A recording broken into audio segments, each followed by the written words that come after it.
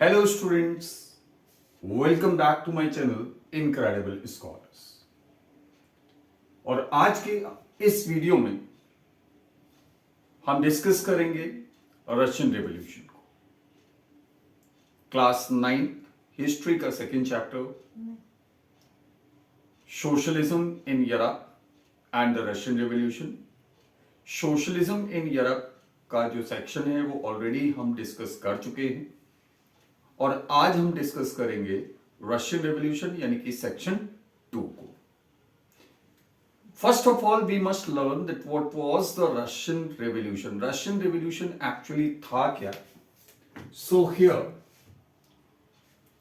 First of all we must remember the fall of monarchy. Fall of monarchy and the events of October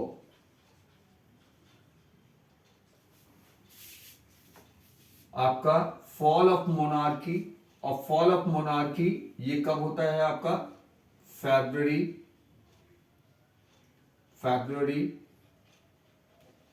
1917, यानी कि फरवरी 1917 में monarchy का fall होना। And the events of October are known as the Russian Revolution. Russian Revolution.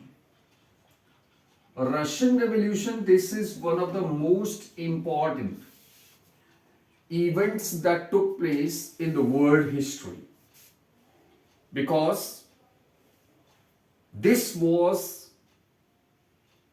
the beginning of a government that is what we call a socialist government. एक ऐसी government का formation होना जो सोशलिस्ट गवर्नमेंट थी, यानी कि means of production, all national resources, they were to be strictly controlled by the government. और एक welfare state, specially to ensure the welfare of the peasants and the workers in the society, उसको establish करने की कोशिश की गई। This revolution had made Russia later on to emerge as a union of Soviet Union, or the USSR, Union of Soviets and Socialist Republics, that came into existence in December 1922। और दिसंबर 1922 से लेकर next आप कह सकते हो करीब 7 decades तक it had led Russia, or Russia, USSR, it was one of the superpowers before its disintegration in 1990s. So first of all we must know about the Russian Empire. The Russian Empire, अगर हम Russian empire की बात करते हैं तो first of all in 1914 में Russia was ruled by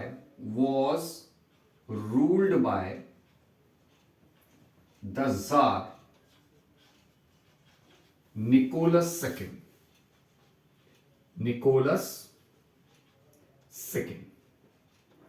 और उसका जो एम्पायर था, यानी कि जो हमारा रशियन एम्पायर था, the Russian empire included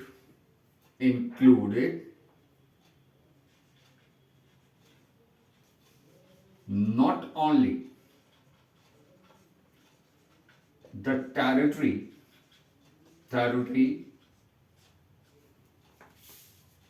around Moscow,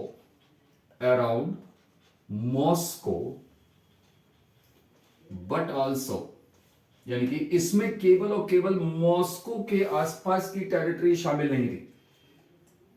इस रशियन एम्पायर के अंदर, but also included the present day states of Finland,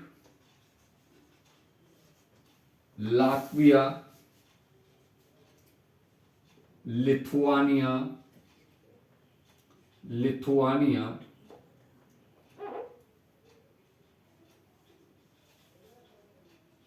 Estonia,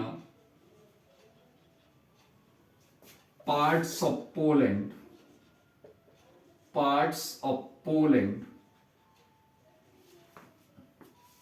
Ukraine and Belarus.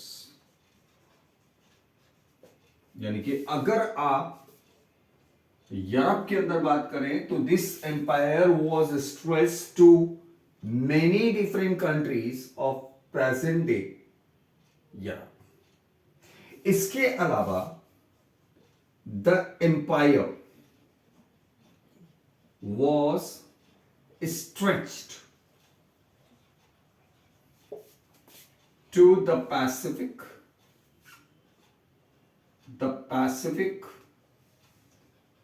and included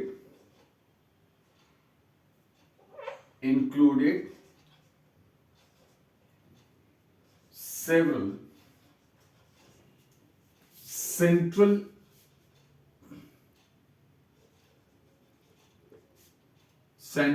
Asian states as well as Georgia,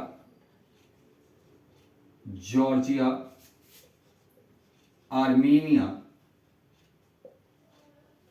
and Azerbaijan। ये पूरा Russian empire का एक extent था। यानी कि अगर हम बात करें जार निकोलस सेकेंड, तो ये बहुत बड़ी टेरिटरी को रूल करता था और उस टेरिटरी में न केवल यूरोप बल्कि सेंट्रल एशिया तक ये उसका एम्पायर फैला हुआ था। लोगों की अगर बात करें तो यहां पर basically the people they were followers of many different religions, लेकिन हमारा principal religion people were mainly followers of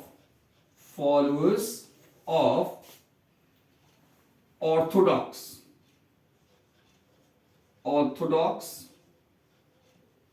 church. यानी कि क्रिश्चियनिटी, रशियन ऑर्थोडॉक्स चर्च को वो फॉलो करते थे।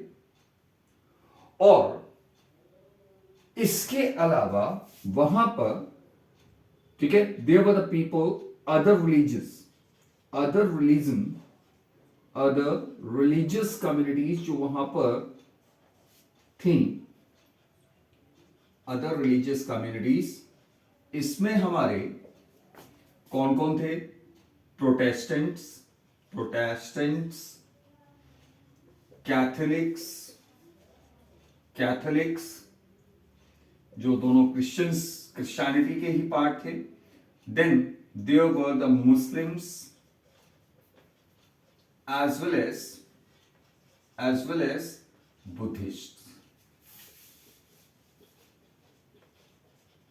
यानी कि अगर हम वहां की पॉपुलेशन की बात करते हैं और उसके रिलीजियस बिलीफ्स को फॉलो की बात करते हैं, तो the people in Russia they were the followers of many different religions. तो न केवल रशियन एम्पायर एक बहुत बड़ी टेरिटरी को इंक्लूड करता था, बल्कि इसके जो पॉपुलेशन थी वो भी एक डाइवर्स पॉपुलेशन थी. It was following many different religions. So next we look into its society and economy.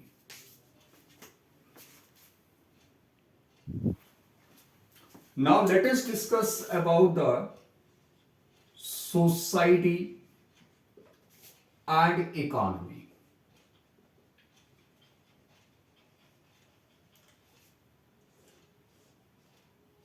So the most important factors जो हमको रशियन सोसाइटी और इकोनॉमी के बारे में याद रखना है. First of all, it was the least industrialised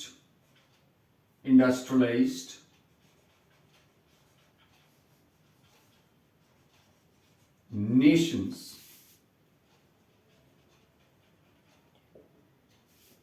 it was the least industrialized nations in Europe. In the beginning of the 19th century, in the beginning of the 20th century अगर हम बात करते हैं तो ये हमारा यूरोप का सबसे पिछड़ा हुआ, सबसे कम इंडस्ट्रियलाइज नेशन था. यहां पर 85% of its population was engaged in agriculture. करीब 85% इसकी पॉपुलेशन जो है वो एग्रीकल्चर या उससे रिलेटेड एक्टिविटीज में, या बेसिकली हम कह सकते हैं प्राइमरी सेक्टर में इन्वॉल्व. तो ऑब्वियसली अगर हम यूरोप के बाकी कंट्रीज को कंपेयर करते हैं, फ्रांस को या जर्मनी को देखते हैं, तो जर्मनी के अंदर ओनली 50%, और फ्रांस के अंदर अगर हम देखते हैं तो इट वाज ओनली 40%. तो जर्मनी और फ्रांस जैसे कंट्रीज में हमारा जो पॉपुलेशन थी उन कंट्रीज की बहुत कम, यानी कि आप कह सकते हो करीब 50% के आसपास दोनों ही कंट्रीज में पॉपुलेशन जो है वो एग्रीकल्चरल एक्टिविटीज में इन्वॉल्व थी. जबकि रशिया के अंदर हमारा 85% पॉपुलेशन जो है वो एग्रीकल्चर में इन्वॉल्व थी. And Russia was the major exporter, आप कह सकते हो सबसे बड़ा एक्सपोर्टर था. It was the largest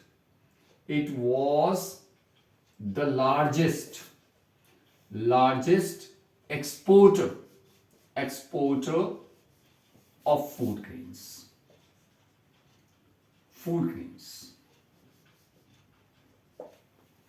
industrialisation की अगर हम बात करते हैं तो industries were few and found in pockets.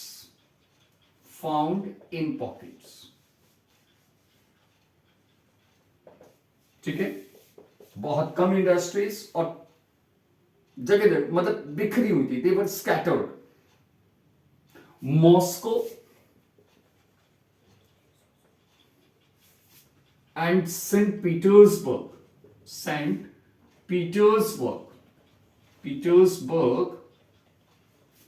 were the major industrial centers. ये उस समय के मेजर इंडस्ट्रियल सेंटर हुआ करते थे. यानी कि ज्यादातर हमारा जो प्रोडक्शन होता था, most of the production Russia के अंदर ज्यादातर जो हमारा प्रोडक्शन था वो कहां पर होता था? क्राफ्ट्समैन, छोटी छोटी वर्कशॉप में होता था, जहां पर क्राफ्ट्समैन जो हैं वो सारा प्रोडक्शन किया करते थे, इंडस्ट्रियल प्रोडक्शन किया करते थे. राइट? आफ्टर 1890s क्या होता है यहां पर? आपका pace of industrialization pace of industrialization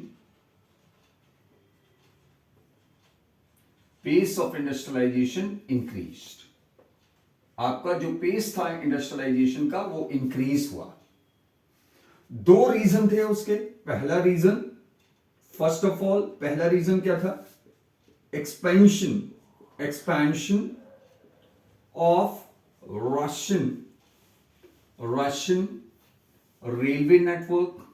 एक तो रशियन रेलवे नेटवर्क का एक्सपेंशन हुआ, और दूसरा इसका मेन रीजन था that was increase in foreign investment.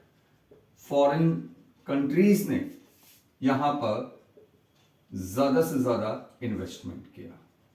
तो इसकी वजह से हमारा जो पेस ऑफ इंडस्ट्रियलाइजेशन था वो हमारा इंक्रीज हुआ. कोल का प्रोडक्शन जो है ड्यूरिंग दिस पीरियड अगर हम देखते हैं तो कोल का प्रोडक्शन जो है वो करीब डबल हो गया, और इसी तरह से आयरन और स्टील का प्रोडक्शन भी हमारा जो टोटल आउटपुट था वो करीब करीब 4 गुना हो गया. Let us talk about the condition of the workers. ज्यादातर इंडस्ट्रीज, मोस्ट इंडस्ट्रीज, ज्यादातर जो हमारी इंडस्ट्रीज थी वो प्राइवेट प्रॉपर्टी. ये इंडस्ट्रीज हमारी क्या हुआ करती थी? प्राइवेट प्रॉपर्टी थी. Government used to appoint, government क्या किया करती थी? गवर्नमेंट जो है वो ये इंश्योर करने के लिए कि हमारे वर्किंग आवर्स कम रहें और एडिक्वेट वेजेस मिले वर्कर्स को. ठीक है, that means to supervise the wages of the workers, to put a check over the working hours as well as the working conditions. Government क्या किया करती थी? गवर्नमेंट जो है वो फैक्ट्री इंस्पेक्टर्स को अपॉइंट किया करती थी, लेकिन ये factory inspectors they were unable to prevent, they could not be able to prevent the rules to be broken. यानी कि रूल्स जो हैं, कानूनों को ब्रेक किया जाता था. ठीक है. वर्कर्स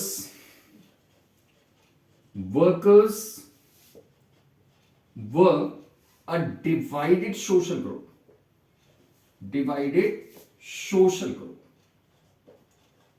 वर्कर्स जो हैं एक डिवाइडेड सोशल ग्रुप की फॉर्म में थे.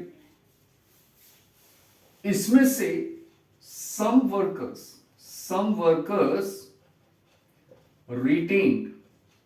retained their links with countryside. यानी कि जो उनका नेटिव प्लेस था, जो गांव से, जिस गांव को वो बिलोंग करते थे, उनसे उन्होंने अपने स्ट्रॉन्ग लिंक को मेंटेन किया. और फ्रीक्वेंटली जब कोई भी त्योहार वगैरह होता था या कोई भी इंपॉर्टेंट ओकेजन होता था तो they used to visit to their countryside. ठीक है. ऐसा आज भी होता है कि हमारे बहुत सारे वर्कर्स इंडिया में ही अगर हम देखें तो बहुत सारे workers they are working at distant places. Delhi है, गुड़गांव है, मुंबई है, कोलकाता है, they are working over there. But at time जब भी कोई फेस्टिवल वगैरह होता है they use to return back to their countryside. वो अपने गांव वापस आ जाते हैं, अपने फैमिली के साथ अपने त्योहारों को सेलिब्रेट करते हैं. The same was here. And some were settled permanently in cities. बाकी हमारी परमानेंटली सिटीज में सेटल हो चुके. Women workers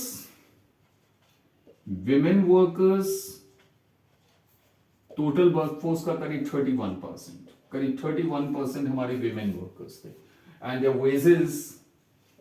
wages were less than men. एक जो मेल वर्कर होता था उससे उनके वेजेस आधे या 2/3 75% के करीब होता. Right. Then another important fact तो हमको याद रखना है, the workers were also divided, workers were also divided on the basis of their skill, basis of their skills, उनकी जो स्किल्स होती थी उसके बेस पर भी उनको डिवाइड किया जा सकता था। ये जो हमारे वर्कर्स होते थे, जो मेटल वर्कर्स होते थे, they were to be treated as aristocrats, यानी कि आप कह सकते हो उनका वर्कर्स के बीच में एरिस्टोक्रेट थे, यानी कि बहुत उनको रेस्पेक्ट किया जाता था, because their work was required more skill and knowledge, क्योंकि उनका जो काम था, जो मेटल इंडस्ट्रीज में जो काम करने वाले जो वर्कर्स थे, ऑब्वियसली उनका वर्क ज्यादा स्किल और नॉलेज को रिक्वायर करता था। राइट, आगे बढ़ते हैं। ये जो हमारे वर्कर्स थे, ठीक है, some of the workers formed associations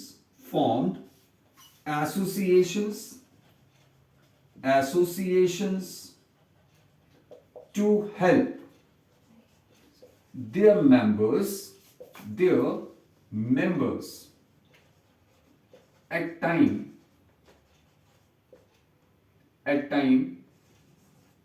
of economic crisis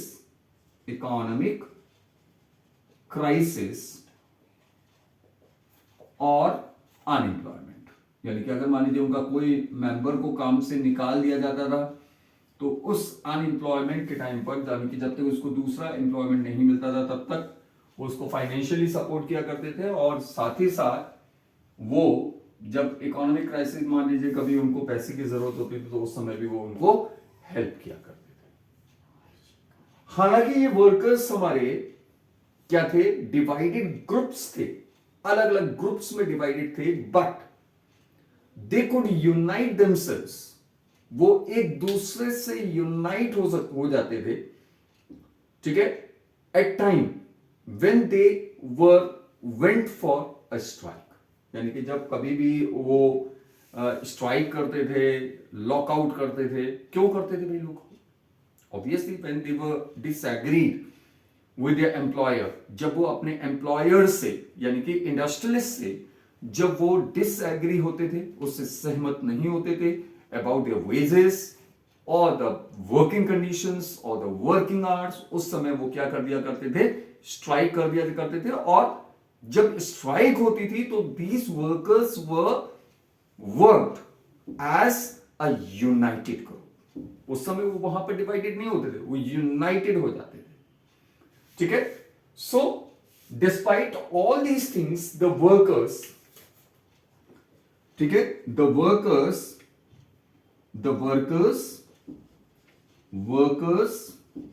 could unite themselves, could unite together at times of strikes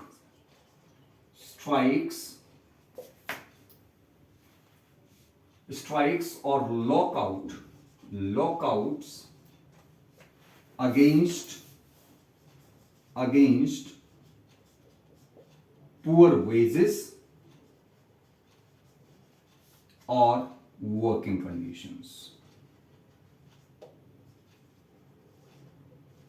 ठीक है। तो उस समय ये सारे वर्कर्स जो हैं they were getting themselves United, ठीक है। तो सोसाइटी और इकोनॉमी में हम देखते हैं तो यहां तक हमने देखा कि सबसे पहले हमारा जो पॉपुलेशन है, मेजॉरिटी ऑफ द पॉपुलेशन ये हमारा एग्रीकल्चरिस्ट पॉपुलेशन है, ठीक है। इंडस्ट्रीज हमारी बहुत कम है। मॉस्को और सेंट पीटर्सबर्ग ये हमारे मेजर इंडस्ट्रियल सेंटर्स थे।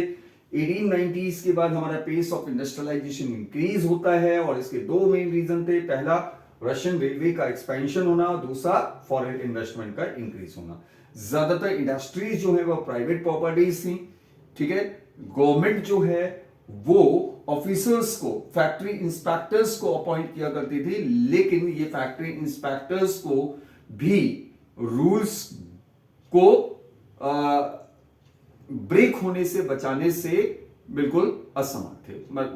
मतलब आप कह सकते हैं they were failed to ensure that the rules were to be obeyed. ठीक है, हालांकि इनका काम ये होता था कि ये वर्कर्स के जो वेजेस होते थे और जो वर्किंग आवर्स होते थे, वर्किंग कंडीशंस होती थी, उसका वो उस पर एक नजर रखते थे, उसको सुपरवाइज करते थे। और आप इसी से अंदाजा लगा सकते हैं कि हमारा क्राफ्ट्समैन जो वर्कशॉप होती थी, उस वर्कशॉप के अंदर हमारा वर्किंग आवर 12 से 15 घंटे का होता था। और जो हमारी इंडस्ट्रीज होती थी, इंडस्ट्रीज के अंदर भी हमारा करीब करीब 10 से 12 घंटे का वर्किंग आवर्स होते थे। राइट? सो अगर हम वर्कर्स की बात करें तो वर्कर्स हमारे डिवाइडेड सोशल ग्रुप होते थे। कुछ वर्कर्स हमारे अपने कंट्री साइड के साथ लिंक को मेंटेन करते थे, कुछ हमारे सिटीज में परमानेंटली सेटल हो गए थे। विमेन वर्कर्स हमारे 31% थे, लेकिन उनके वेजेस मेन के कंपैरिजन में कम होते थे। वर्कर्स जो हैं वो स्किल के बेस पर भी डिवाइड होते थे। वर्कर्स जो हैं उन्होंने, कुछ वर्कर्स ने क्या किया था, उन्होंने अपने एसोसिएशंस फॉर्म कर लिए थे, फंड्स उन्होंने रेज किए थे, जिससे कि वो अपने मेंबर्स के eight the time of unemployment, यानी कि जब उनके पास काम नहीं है, या फिर at the time of some economic crisis, वो अपने मेंबर्स की हेल्प किया करते थे। ये वर्कर्स हालांकि डिवाइडेड ग्रुप थे, लेकिन they were coming together, they could unite themselves together at time जब कभी भी वो स्ट्राइक करते थे या लॉकआउट के लिए जाते थे अगेंस्ट द पुअर वेजेस या working conditions. Right? Another group of persons in the society, that was of the peasants.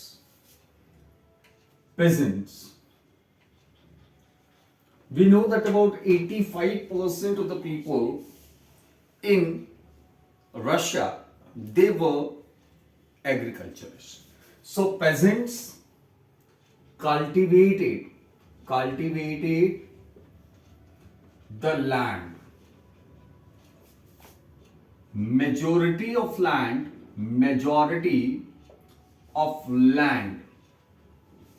was owned by the nobility,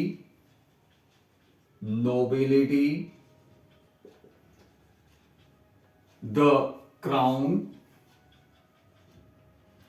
and the Orthodox Church.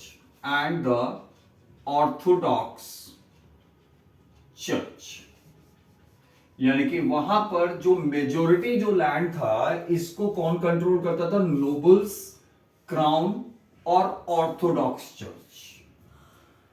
ये जो पेजेंट्स थे, the pageants, they were wanted, peasants were wanted that the land controlled by or owned by the nobles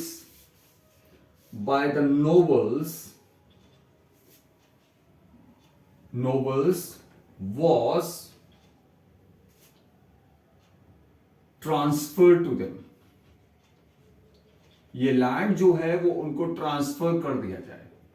वो ये चाहते थे कि भाई ये लैंड जो नोबल्स के पास है, ये क्योंकि वो कल्टीवेट कर रहे हैं, तो वो लैंड उनको दे दिया जाए। frequently they refuse to pay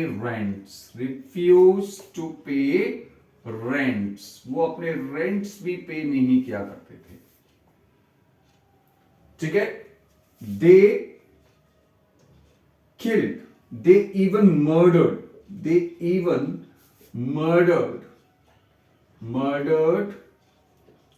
the nobles in their areas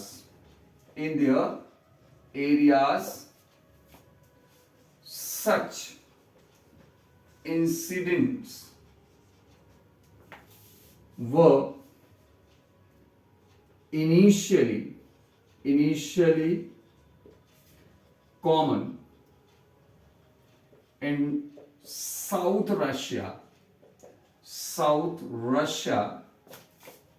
and then in whole of the empire. यानी कि इस तरह की घटनाएं जो हैं वो शुरुआत में कहां हुआ करती थी? साउथ रशिया में हुआ करती थी, लेकिन उसके बाद ये हमारे पूरे एम्पायर में होने लगे, होल ऑफ द एम्पायर। ठीक है। एक चीज जो रशियन पेजेंट्स को बाकी यूरोपियन पेजेंट से बिल्कुल अलग कर देती थी, और वो चीज क्या थी? उनका एक ट्रेडिशन। कौन सा ट्रेडिशन? पीरियडिकली ये जो हमारे पेजेंट्स हुआ करते थे कंट्री साइड में, they used to pool together their lands. वो पीरियडिकली क्या किया करते थे? अपने लैंड्स को पूल कर लिया करते थे, और उनका जो कम्यून या मीर होता था, जिसको मीर बोला जाता था, उनका जो ग्रुप होता था, जो उनका आप कह सकते हो एक assembly of peasants in the countryside, ये कम्यून या मीर जो है उस लैंड को as per the requirement of the family लोगों में डिस्ट्रीब्यूट कर दिया करता था, यानी कि पेजेंट्स में डिस्ट्रीब्यूट कर दिया। ठीक है। तो Russian pageants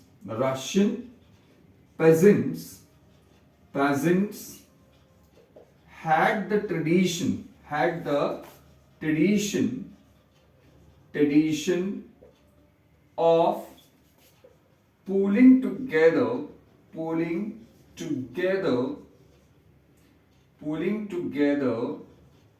their lands periodically and their commune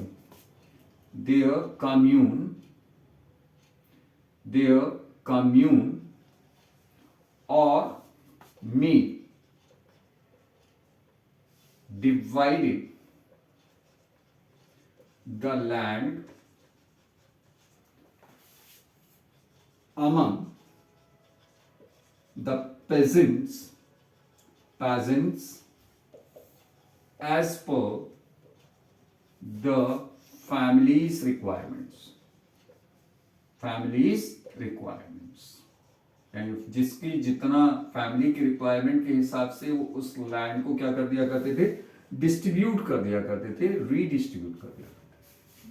और ये जो ट्रेडिशन था रशियन पेजेंट्स का, ये ट्रेडिशन जो है वो उनको बिल्कुल डिफरेंट, बिल्कुल अलग कर देता था बाकी यूरोपियन पेजेंट्स से। एक चीज और थी, ये जो हमारे पेजेंट्स हुआ करते थे, इन पेजेंट्स के मन में नोबल्स के प्रति, नोबल्स के लिए किसी भी तरह का कोई भी रेस्पेक्ट, किसी भी तरह का कोई भी रिगार्ड नहीं होता था। यानी कि जो नोबल्स होते थे, they were having their positions only just because that they were in the services of the jar.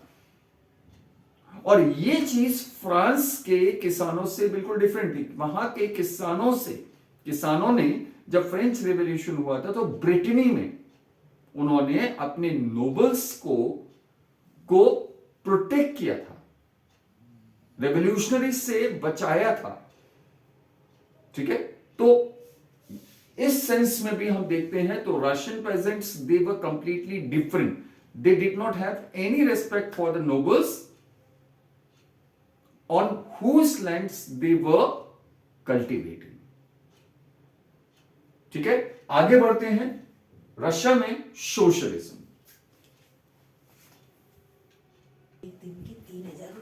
Let us see now how socialism came to Russia। तो रशिया के अंदर सबसे पहले इन 1898 the Russian Social Democratic Workers Party was formed. Workers Party was formed.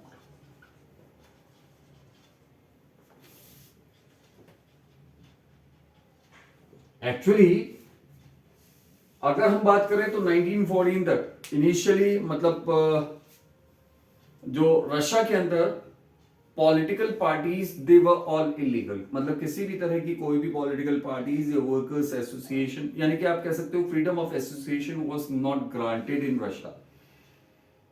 1898 में Russian social democratic workers party का formation होता है।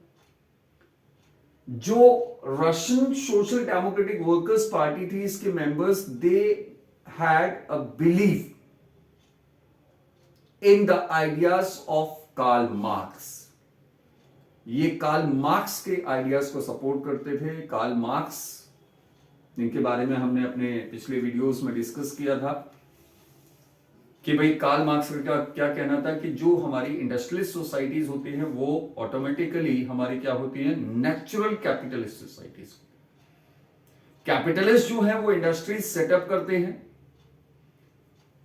Capital लगाकर, और उन इंडस्ट्रीज में वर्कर्स काम करते हैं और गुड्स का प्रोडक्शन करते हैं। यानी कि कार्ल मार्क्स का ये मानना था कि भाई जो हमारा कैपिटलिस्ट है उसकी कैपिटल को अगर प्रोडक्टिव बनाता है तो प्रोडक्टिव बनाने वाला कौन है, वर्कर। लेकिन जो कैपिटलिस्ट है वो जो भी प्रॉफिट अर्न करता है उसमें वो वर्कर्स को शेयर नहीं देना चाहता, वो वर्कर्स को शेयर नहीं देता। तो उसका ये कहना था कि workers if they were wanted to stop such an exploitation, अगर उनको इस एक्सप्लॉयटेशन को रोकना है, then they were required to overthrow the capitalism. They must come together, get united and carry out a revolution. उनको एक रेवोल्यूशन करना चाहिए जिससे कि इस एक्सप्लॉयटेशन को रोका जा सके। इस रेवोल्यूशन के थ्रू उनको क्या करना चाहिए, जितना भी हमारा मींस ऑफ प्रोडक्शन है, जितने भी हमारे रिसोर्सेज है, इंडस्ट्रीज हैं, उसको अपने कंट्रोल में कर लेना चाहिए। ठीक है, तो ये जो हमारा Russian social democratic workers party का जो फॉर्मेशन हुआ था, इसके जो मेंबर्स थे they had faith in the ideas of Karl Marx. लेकिन चूंकि रशिया के अंदर हमारी सभी पॉलिटिकल पार्टीज बैन थी, तो this party had to run all its activities in secret।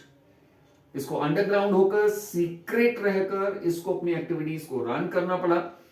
This party had published a newspaper, इन्होंने एक न्यूज़पेपर पब्लिश किया, मोबिलाइज द पीपल। ठीक है, इन्होंने जो है लोगों को मोबिलाइज किया और अपने आइडियाज को स्प्रेड किया, सोशलिज्म के आइडियाज को स्प्रेड किया। अब रशिया के अंदर कुछ हमारे सोशलिस्ट ऐसे थे, सम सोशलिस्ट, उनका यह मानना था कि रशियन पेजेंट्स का जो ट्रेडिशन है कि वो पीरियडिकली अपने लैंड्स को क्या करते हैं, पूल कर रहे हैं, और उसको फिर वो फैमिली रिक्वायरमेंट के हिसाब से उनको रीडिस्ट्रीब्यूट किया जा रहा है बाय देयर कम्यून। तो ये जो ट्रेडिशन है रशियन पेजेंट्स का, वो उनको एक नेचुरल सोशलिस्ट बना देता है। और उनका यह मानना था कि रशिया के अंदर जो सोशलिज्म है वो यूरोप के बाकी किसी भी कंट्री से सब के मुकाबले सबसे पहले आएगा। क्यों आएगा? क्योंकि जो पेजेंट्स हैं they thought were the natural socialist. और ऐसा वो क्यों मानते थे? क्योंकि उनके बीच में एक ट्रेडिशन था, और वो ट्रेडिशन क्या था कि वो, ठीक है, अपने लैंड्स को पीरियडिकली पूल किया करते थे, और उनका जो कम्यून, उनका जो मीर होता था, वो उसको डिवाइड कर दिया करता था as per the family requirements. ठीक है, and during this period a number of socialists, a number of socialists worked in the countryside,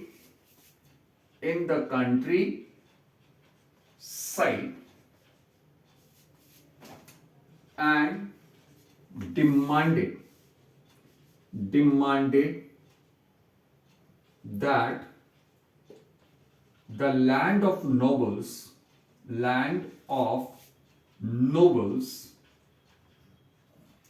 be transferred to the peasants.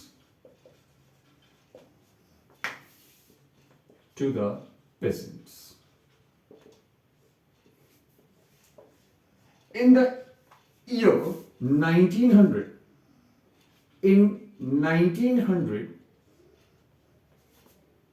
the socialist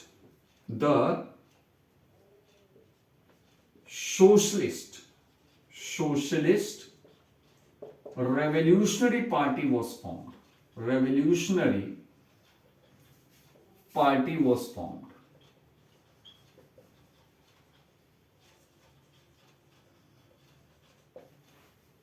अब जो हमारे सोशल डेमोक्रेट्स थे और सोशल जो revolutionaries थे, उनके आइडियाज में डिफरेंसेस थे। हालांकि दोनों ही एक ही ऑब्जेक्टिव को ऑब्टेन करना चाहते थे, that was establishment of socialism in Russia, लेकिन दोनों के विचारों में एक रूपता नहीं थी। Social revolutionary specially Vladimir Lenin का यह मानना था कि it was the workers, not the pageants, who could bring socialism in Russia. उसका यह मानना था कि हमारा रशिया के अंदर अगर सोशलिज्म आएगा तो वो कौन लेकर आएगा? Workers. Vladimir Lenin strongly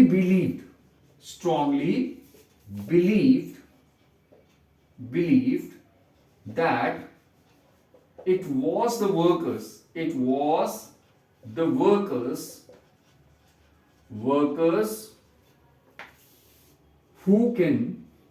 who could bring socialism in Russia.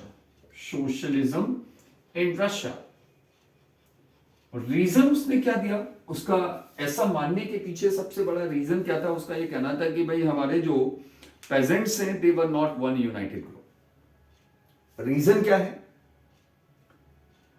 कुछ हमारे पेजेंट्स जो हैं वो उनके पास बहुत बड़ी बड़ी जमीनें हैं। That means he believed that there were some peasants who owned large lands and employ the workers in their fields, और कुछ हमारे छोटे छोटे कल्टिवेटर्स हैं। तो इट वॉज नॉट पॉसिबल कि हम जो है वो उनको यूनाइट कर पाए, क्योंकि अल्टीमेटली अगर छोटे पेजेंट्स अगर रेवोल्यूशन करेंगे भी तो वो रेवोल्यूशन किसके खिलाफ होगा? Against the large land owners. तो उसका ये कहना था कि भाई जो हमारे लार्ज लैंड ओनर्स हैं, ठीक है भाई, जो हमारे पेजेंट्स हैं, पेजेंट्स में दो ग्रुप हैं, एक लार्ज लैंड ओनर्स हैं, एक हमारे स्मॉल लैंड ओनर्स हैं जो कल्टीवेटर्स हैं, जो रेंट पर लेकर खेती करते हैं।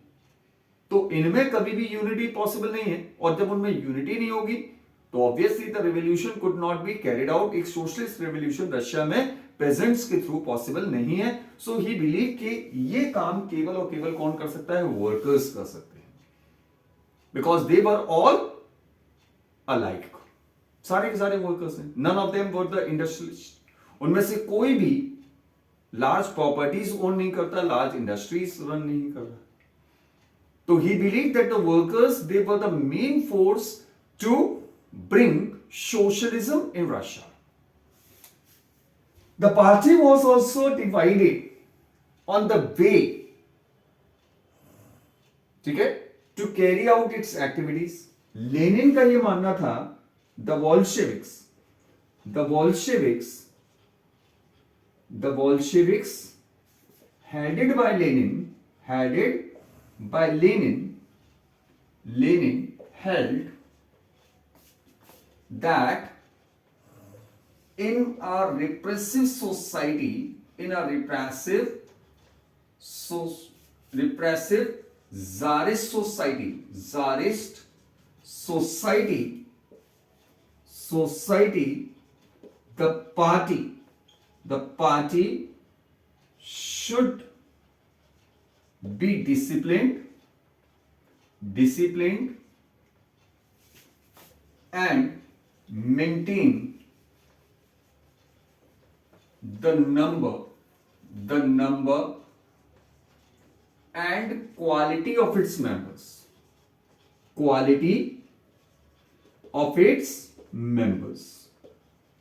यानी कि एक तरफ हमारे बोल्शेविक्स थे, बोल्शेविक्स का क्या मानना था कि भाई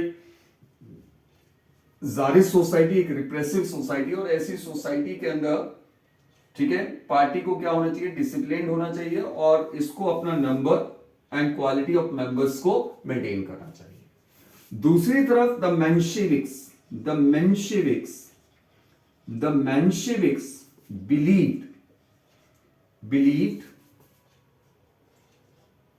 believed that party should be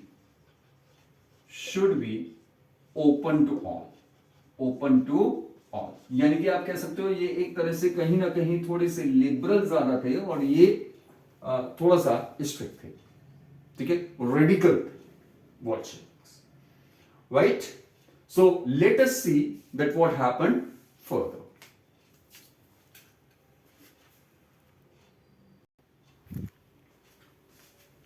Now, the year 1905, a turbulent time. First of all, Russia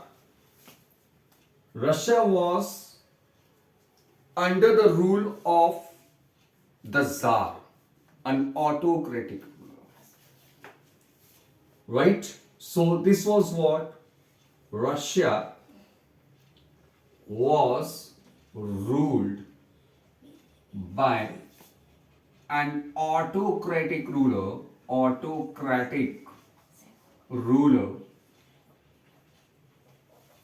the Tsar. ये जो हमारी सिचुएशन थी कि भाई अभी भी रशिया में एक ऑटोक्रेटिक रूलर जो है वो रूल कर रहा था, this situation was completely different from other countries of Europe. ये यूरोप के बाकी कंट्रीज से बिल्कुल डिफरेंट है. व्हाई? क्योंकि अगर हम यूरोप के बाकी कंट्रीज में देखें तो अल्टीमेटली कहीं ना कहीं डेमोक्रेटिक गवर्नमेंट्स का फॉर्मेशन या डेमोक्रेटिक गवर्नमेंट की एस्टेब्लिशमेंट की दिशा में काम हो रहा था.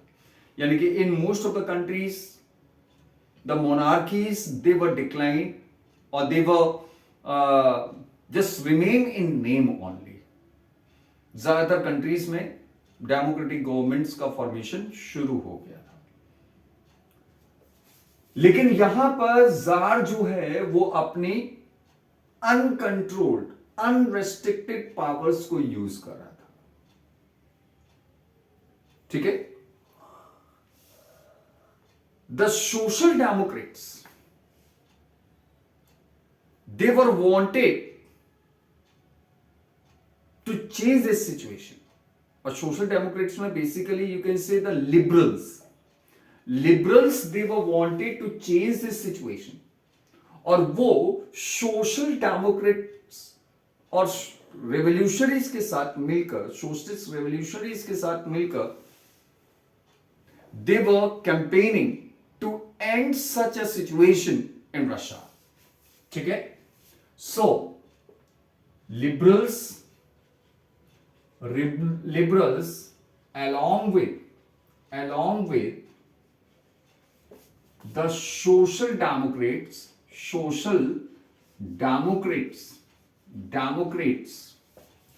and socialist revolutionaries revolutionaries were working to end this situation. वो इस सिचुएशन को खत्म करना चाहते थे. ठीक, किस सिचुएशन को खत्म करना चाहते थे? वो ये चाहते थे कि भाई जार जो एक ऑटोक्रेटिक रूलर है उसकी पावर्स के ऊपर भी क्या होना चाहिए, एक कंट्रोल होना चाहिए, उसके पास अनरेस्ट्रिक्टेड पावर्स नहीं होनी चाहिए.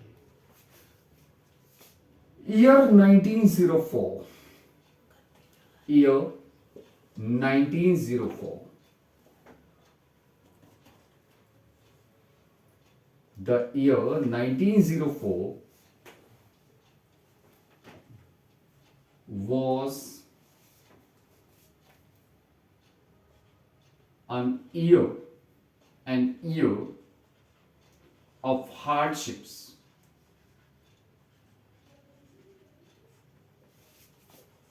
for the वर्कर्स के लिए ये जो ईयर था ये बहुत ज्यादा मुश्किलों भरा था. रीजन क्या था? Why? Prices of essential commodities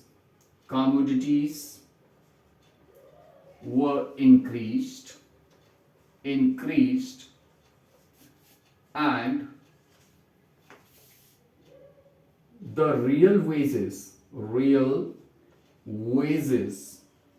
of workers were declined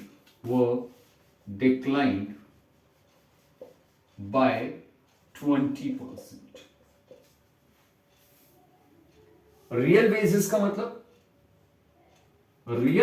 का मतलब होता है परचेजिंग पावर, यानी कि पहले के मुकाबले अब उनकी परचेजिंग पावर 20% कम हो चुकी थी. दैट मीन्स मान लीजिए अगर 100 रुपए में वो पहले 2 किलो चीनी अगर वो खरीद सकते थे तो अब 100 रुपए में उनको अपना 20% यानी कि अब वो केवल और केवल 100 रुपए में 1 किलो और 600 ग्राम ही चीनी को वो खरीद सकते थे, यानी कि 20% उनकी परचेजिंग पावर कम हो चुकी थी. ठीक है. Number of workers associations, number of workers union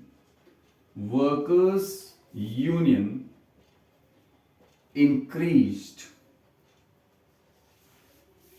ये वो समय था जब हमारे वर्कर्स कमिटी या वर्कर्स यूनियन इंक्रीज हो चुकी थी. A large number of workers begin to join them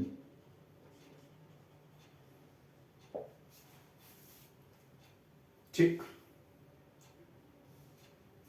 Then what happened in 1905 में 4 workers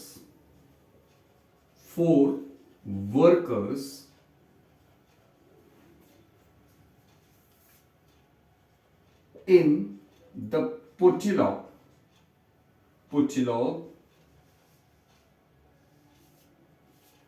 iron works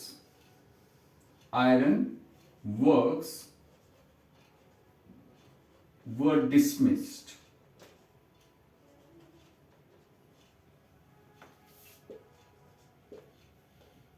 अब ये 4 वर्कर्स जो थे they belong to assembly of Russian workers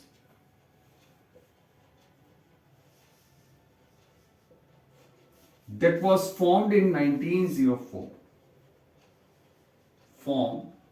इन 1904, जिसका फॉर्मेशन 1904 में हुआ था, इस असेंबली के वो क्या थे, मेंबर थे। तो जब इनको डिसमिस किया गया, ठीक है, तो ऑब्वियसली हमारा the workers in other factories also went on strike. ये वर्कर्स भी हमारे, दूसरी जो फैक्ट्रीज थी उनमें भी वर्कर्स हमारे कहां हो गए, स्ट्राइक पे चले गए, उन्होंने भी हड़ताल कर दिया। ठीक है, demanding better wages, working conditions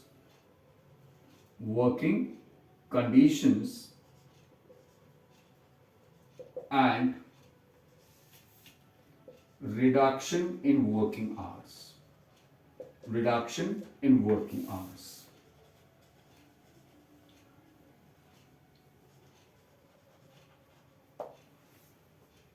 Tick. After this, what happened? A procession that was led by Father Gapon. A workers' procession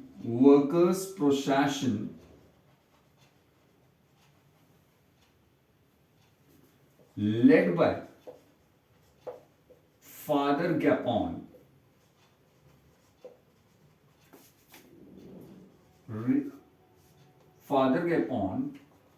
when reached to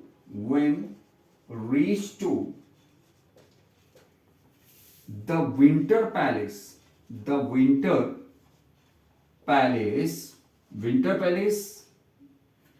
ये जार का ऑफिशियल रेजिडेंस था। तो ये जो हमारा प्रोसेशन था वर्कर्स का, जिसको फादर गैपोन लीड कर रहे थे, जब ये विंटर पैलेस पहुंचा, it was attacked by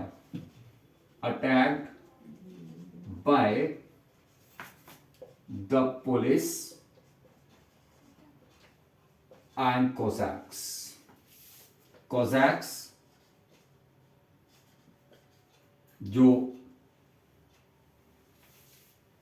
guards होते थे, पैलेस जो गार्ड्स थे, उन्होंने इस पर अटैक कर दिया। And in this incident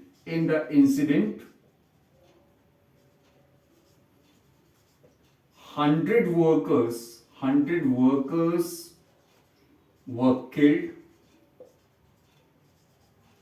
and 300 जो वर्कर्स थे, 300 वर्कर्स were wounded.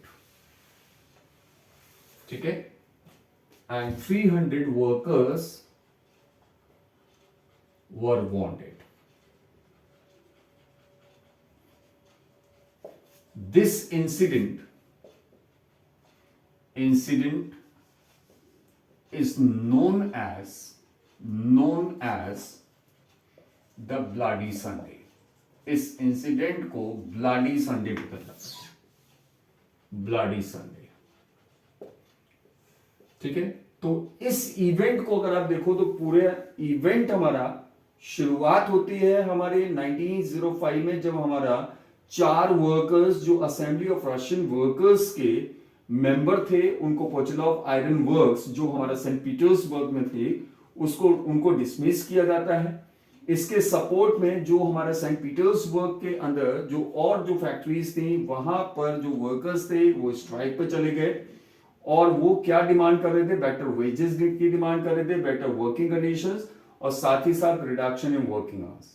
एक वर्कर्स का प्रोसेशन जो है, जिसको फादर गैपोन लीड कर रहे थे, जब विंटर पैलेस पहुंचा तो इस पर पुलिस और जो कोज़ैक्स थे उन्होंने अटैक कर दिया।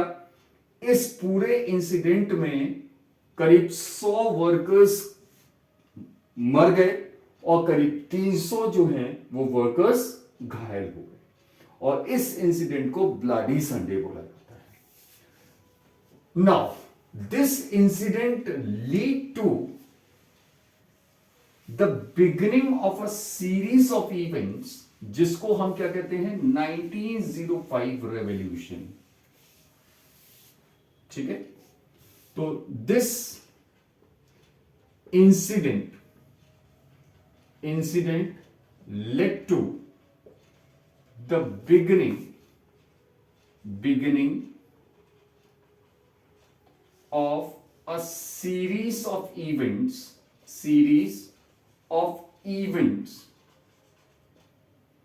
known as the 1905 revolution.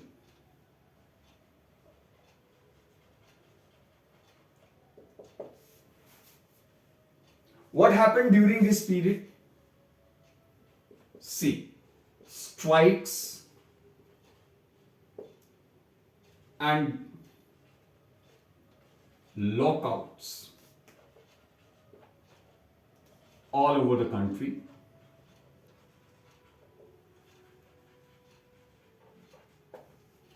Universities were closed as students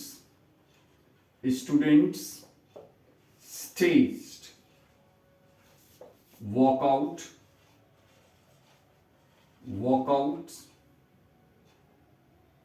complaining,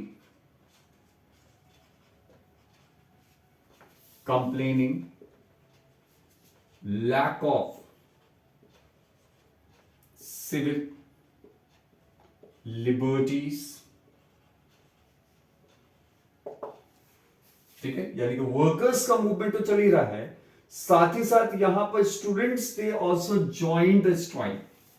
उन्होंने भी यहां पर स्ट्राइक कर दिया। उन्होंने यूनिवर्सिटीज में जो अपनी क्लासेस थी उसको उन्होंने वॉकआउट किया, और they were complaining. Now why did they walkout?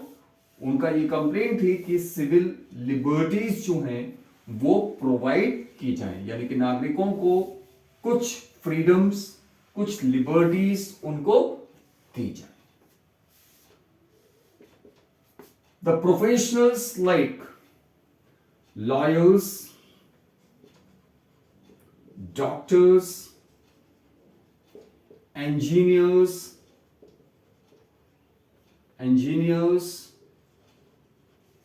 and middle class workers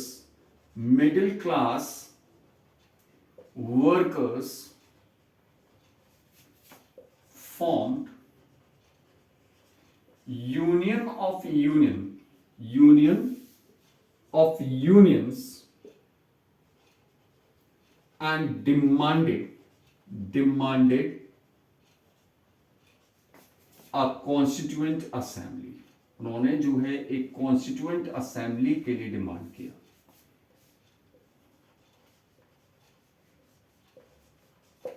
ठीक, तो कॉन्स्टिट्यूएंट असेंबली की उन्होंने डिमांड किया। तो this was what about the 1905 revolution. अब during the years of revolution, Tsar allowed the formation of a consultative parliament. During 1905 revolution, the Tsar allowed, Tsar ने क्या किया? Allowed the formation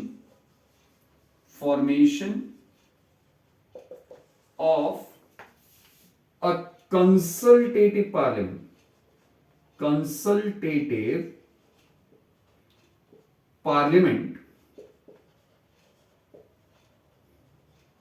called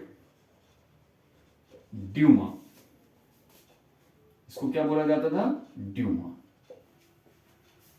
अब ये वो समय था जहां पर हमारे बहुत सारे वर्कर्स यूनियन का फॉर्मेशन हुआ, बहुत सारे एसोसिएशंस जो हैं उनका फॉर्मेशन हुआ।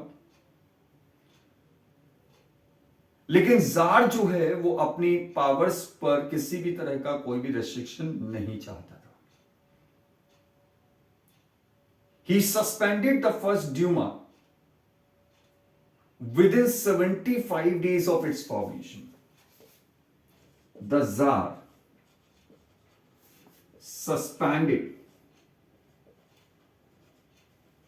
the first Duma within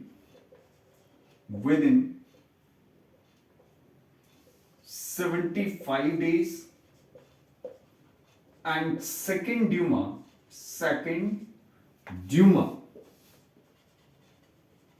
was elected within 3 months.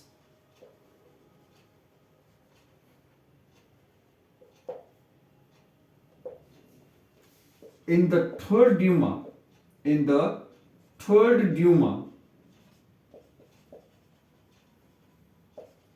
he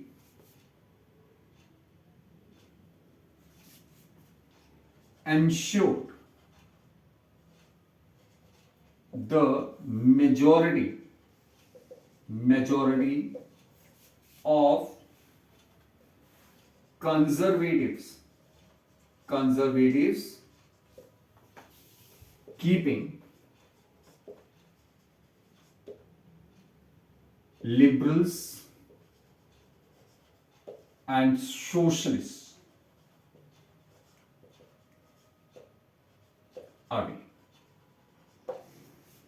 चूंकि जार जो है वो अपनी पावर्स पर किसी भी तरह का कोई भी रेस्ट्रिक्शन नहीं चाहता था, तो इसलिए उसने यहां पर क्या किया, उसने पहली ड्यूमा को विद इन 75 डेज डिसमिस कर दिया. दूसरी ड्यूमा के लिए 3 महीने के अंदर इलेक्शन करा लिए, और तीसरी ड्यूमा तक आते आते उसने जो है वहां पर कंजर्वेटिव की मेजोरिटी को इंश्योर कर दिया, और लिबरल्स और सोशलिस्ट को ड्यूमा से दूर रखा गया. Right.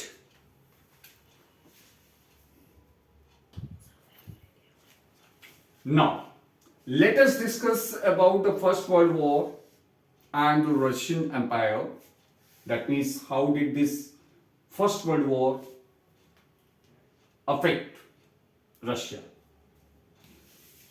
This First World War, the First World War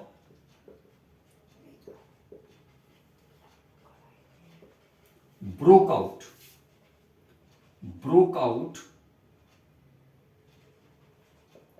in 1940.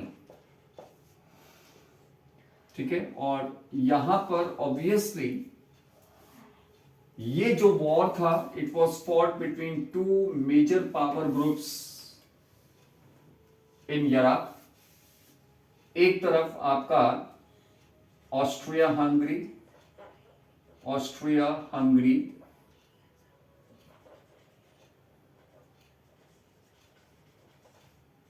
Germany, and Ottoman Turkey.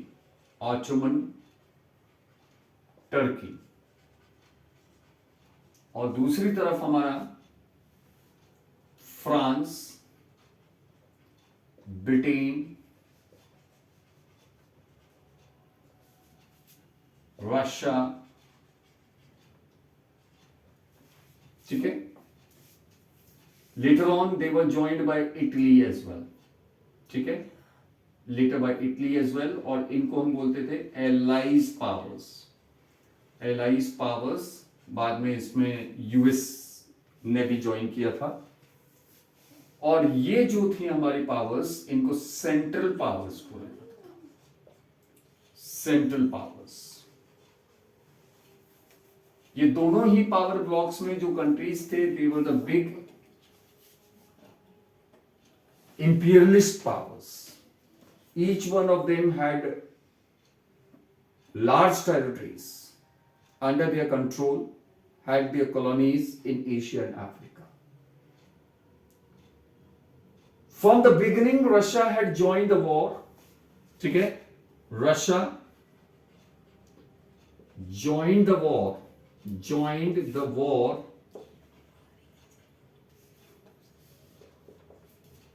under the Tsar Nicholas II. Nicholas II. Initially, जो लोगों का सपोर्ट था that was with the tsar, लेकिन जैसे जैसे वॉर हमारा आगे बढ़ा, tsar did not consult with the main political parties in Duma, और साथ साथ हमारा जो एंटी जर्मन फीलिंग्स थी, ठीक है, tsar refused to consult with the major political parties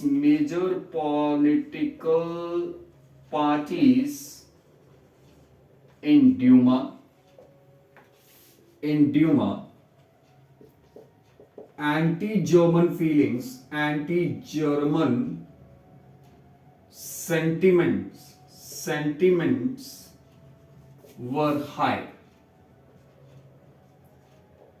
ठीक है, and this is evident from the fact कि Petersburg,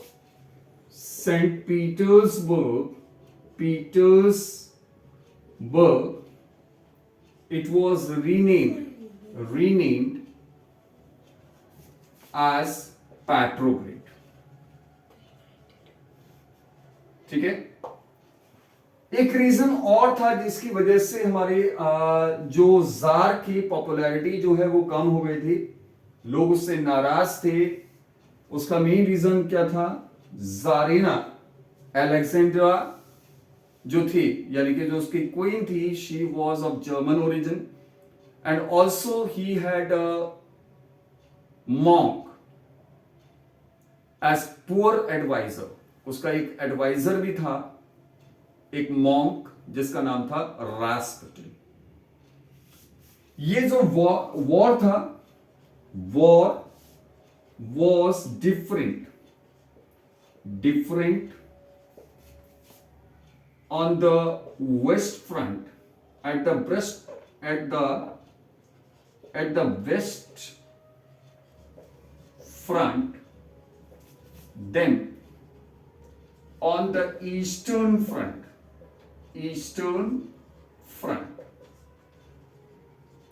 जो हमारा वेस्टर्न फ्रंट था, in the western front,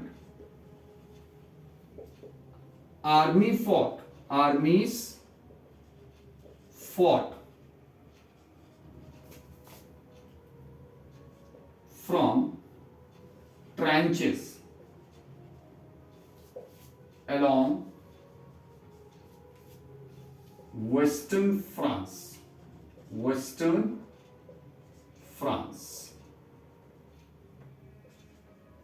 eastern France।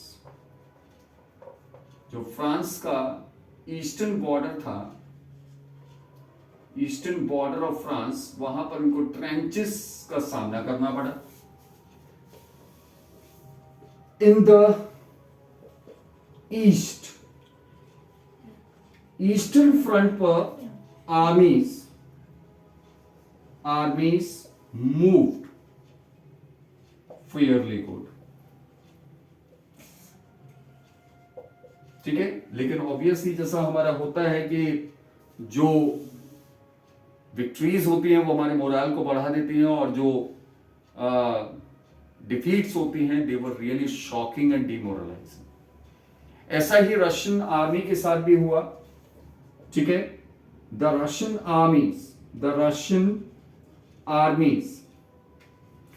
आर्मीज lost Wars in Germany and Austria between 1914 to 1916.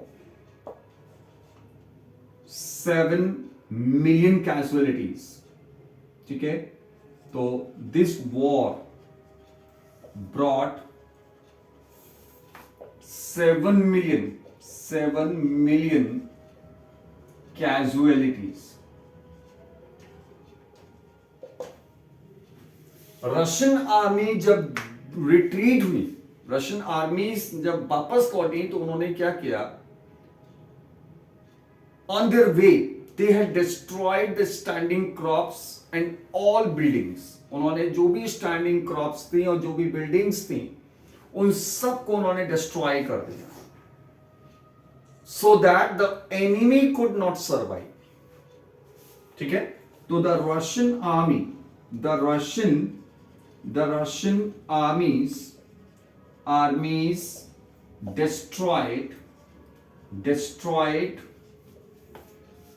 standing crops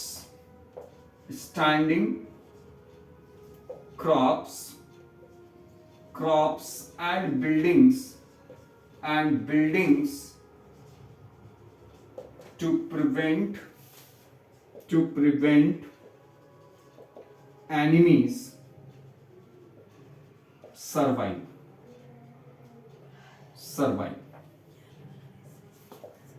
This led to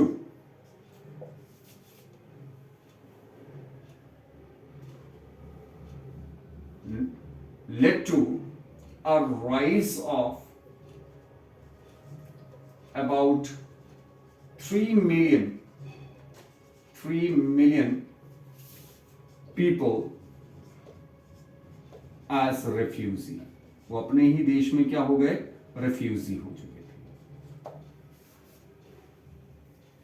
ये सारी चीजें jar की अनपॉपुलैरिटी को इंक्रीज कर दिया। Soldiers they were not wanted now to fight war. Soldiers जो हैं वो अब वॉर लड़ना नहीं चाहते थे, यानी कि रशियन सोल्जर्स जो हैं वो वॉर लड़ना नहीं चाहते थे। ठीक है, वन मोर रीजन, ये तो हमने देखा कि भाई रशिया का हमारा मिलिट्री, यानी कि जो हमारा एक डिफेंस जो इफेक्ट था वो हम देख रहे हैं। इकोनॉमिक इफेक्ट की अगर हम बात करें, ठीक है, तो रशिया की जो हमारी इंडस्ट्रीज थी उस पर भी इस वॉर का एक एडवर्स इफेक्ट पड़ा। The Russian industries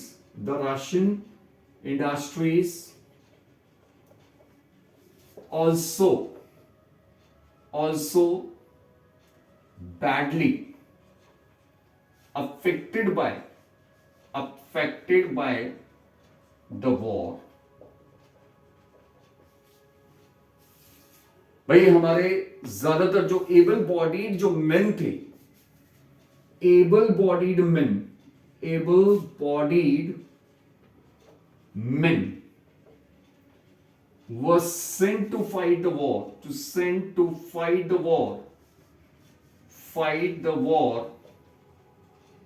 and this created shortage of labor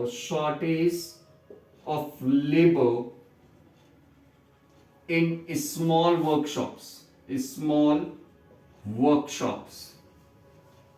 और ऐसी हजारों वर्कशॉप्स जो हैं वो क्या हो गई, बंद हो गई during the years of war. That means the shortage of finish goods. Russia was also cut from the supplies of industrial goods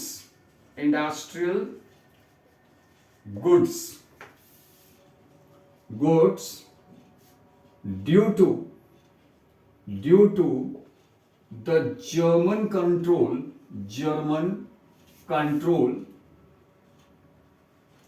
over the Baltic Sea। भाई during the year of war Baltic Sea पर किसने कब्जा कर लिया था, Germany ने अपना कब्जा कर लिया, और इसकी वजह से जो इंडस्ट्रियल गुड्स की जो सप्लाई रशिया को मिलती थी वो सप्लाई इसको मिलना बंद हो गई, और इसकी अपनी इंडस्ट्रीज बहुत थोड़ी थी। जो हमारी वर्कशॉप्स थी, छोटी छोटी वर्कशॉप, वो भी हमारी बंद हो गई। तो there was a shortage of industrial goods, food food grains was food grain was mainly supplied to feed the soldiers, supplied to feed the soldiers, to feed the soldiers. That means the people, they were also facing the shortage of food grains. So all around there was a hardships the people were facing in the country.